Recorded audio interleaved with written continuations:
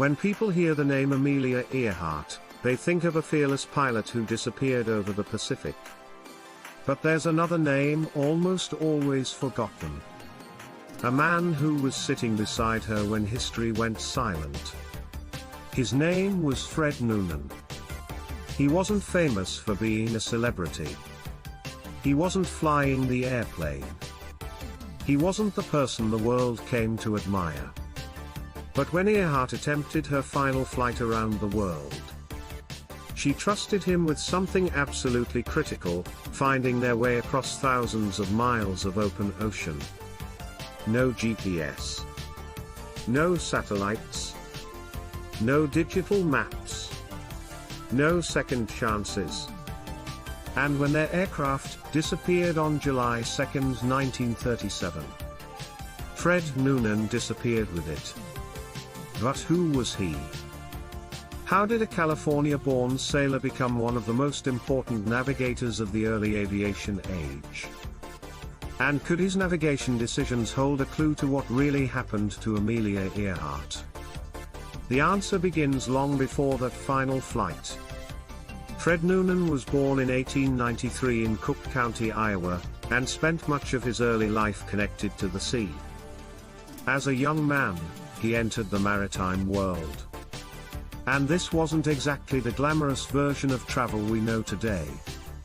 Navigation meant charts, compasses, celestial observations, and mathematics. A navigator had to understand where a vessel was, where it was going, and where it could be expected to arrive. One mistake could put an entire crew in danger. Noonan eventually became highly experienced in maritime navigation. He worked aboard ships crossing the Pacific and other major routes. And over time, he became known for something particularly valuable: his ability to navigate long distances using the stars. Then aviation began changing the world. Airplanes were suddenly capable of crossing oceans. But there was a problem. Flying over an ocean was very different from sailing across it. A ship could stop. An airplane couldn't. A ship could take days to correct its course. An airplane might run out of fuel before you even realized you were lost. And that's where navigators like Noonan became essential. Think about using a paper map today. Most people would probably turn around after 5 minutes and ask, "Where's the blue dot?" Noonan didn't have a blue dot. He had mathematics, instruments, and the stars. And somehow, he had to make them work. Noonan transitioned from maritime navigation into aviation. He became involved in pioneering commercial flights across the Pacific. In the 1930s, long-distance aviation was still an emerging technology. Air routes were being established across oceans that had previously been considered enormous barriers. Noonan helped navigate some of these early routes. He wasn't simply a passenger with a compass. He was part of the generation that helped make transoceanic aviation practical.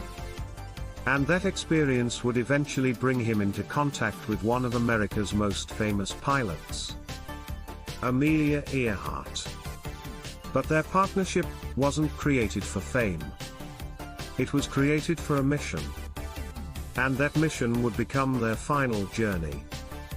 By 1937, Amelia Earhart was attempting something extraordinary: a flight around the world. She had already crossed the Atlantic. She had broken aviation records. She had become an international symbol of courage and possibility. But this journey was different. The route involved thousands of miles of ocean and some of the most difficult navigation challenges on Earth. And Earhart needed someone who understood those challenges. That person was Fred Noonan.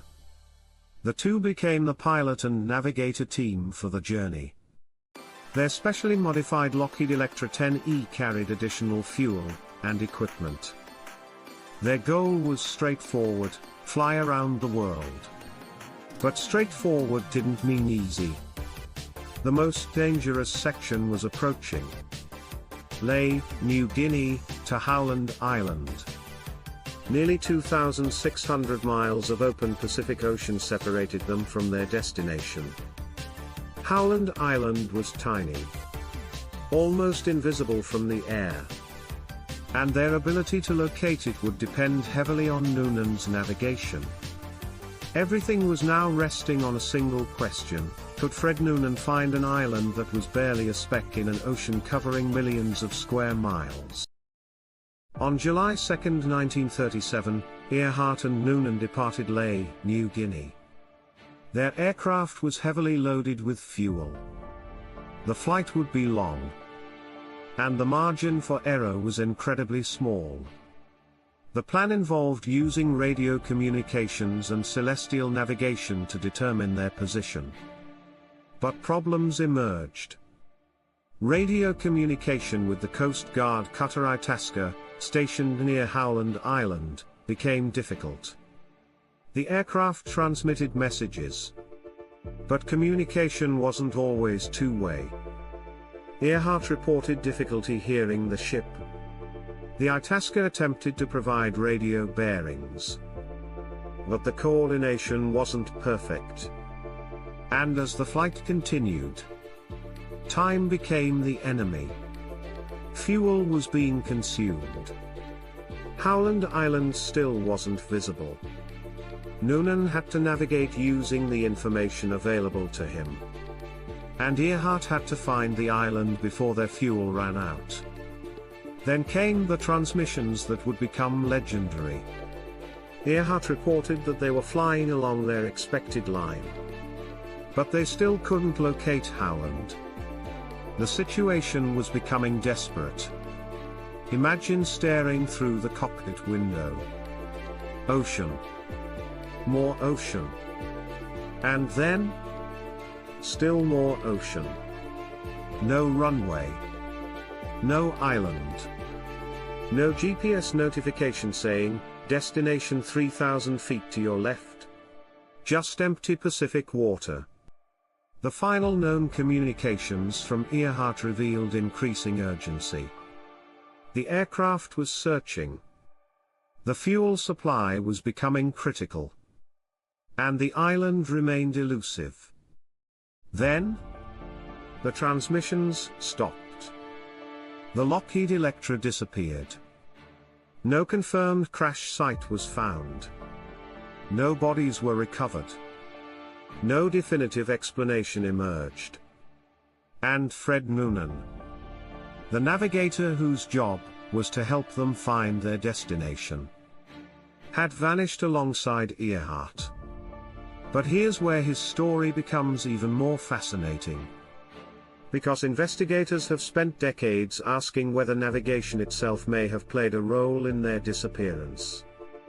Finding Howland Island was extraordinarily difficult. Noonan was an experienced navigator, but even the best navigator was limited by the technology and conditions of 1937.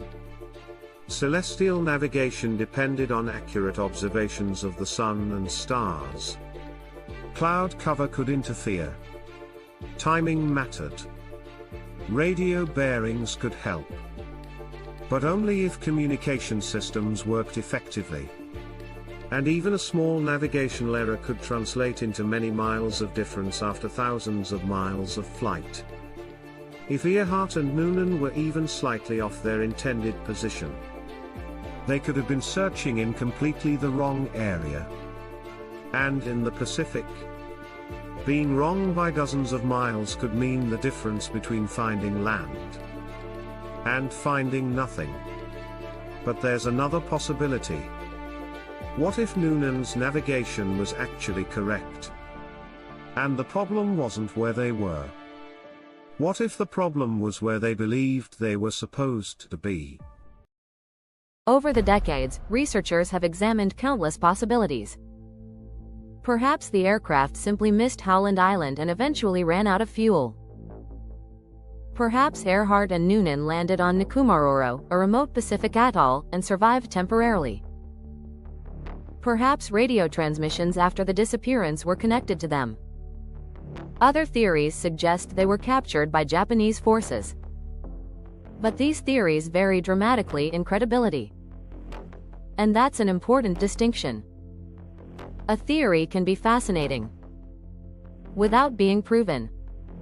No authenticated evidence has established exactly where Noonan navigated the aircraft during its final moments.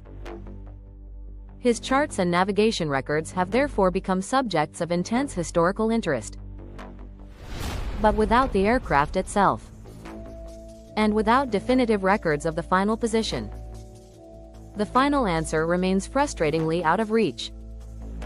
Fred Noonan is often remembered simply as Amelia Earhart's navigator, but that description doesn't do him justice. Before the famous disappearance, he had already spent years mastering one of the world's most difficult professions.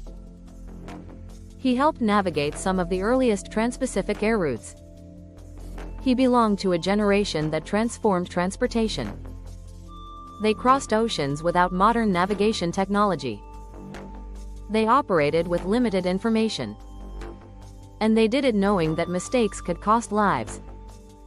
Noonan's story reminds us that history isn't always made by the person in the spotlight. Sometimes, the most important person is the one sitting quietly beside them. The person reading the instruments, checking the charts, watching the stars, and making decisions that everyone else depends upon. Here's something worth thinking about. If Noonan had successfully navigated Earhart to Howland Island, would most people today even remember his name? Probably not. And that's one of history's strangest ironies. Sometimes, you can help make history and still become almost invisible inside it. Fred Noonan never returned from that flight. His final moments remain unknown. His exact location during the final stage of the journey remains uncertain. And the ocean still holds the possibility of answers. But his legacy goes beyond the mystery. He represents a generation of explorers who pushed technology to its limits. Before satellites, before GPS, before computers could calculate a position in seconds, they navigated by knowledge, experience, discipline, and the stars. Noonan's story isn't simply about disappearance. It's about how much courage it took to explore a world that was still largely unknown. And perhaps that's why his story deserves to be remembered. Not only as part of Amelia Earhart's mystery, but as a remarkable story of its own. But now you know the man behind one of aviation history's greatest mysteries. The navigator, the charts, the final flight, and the unanswered questions. But if you want to go deeper, there's another mystery waiting for you. Click the video on your screen now to watch. The biggest theories about Amelia Earhart's disappearance. Was it a simple navigational disaster? Did Earhart and Noonan survive somewhere in the Pacific? Or could the truth be even stranger? We've explored Fred Noonan's story. Now it's time to examine the theories surrounding the disappearance itself. Click the video on screen, and let's find out what might have happened to Amelia Earhart and Fred Noonan. See you in the next mystery.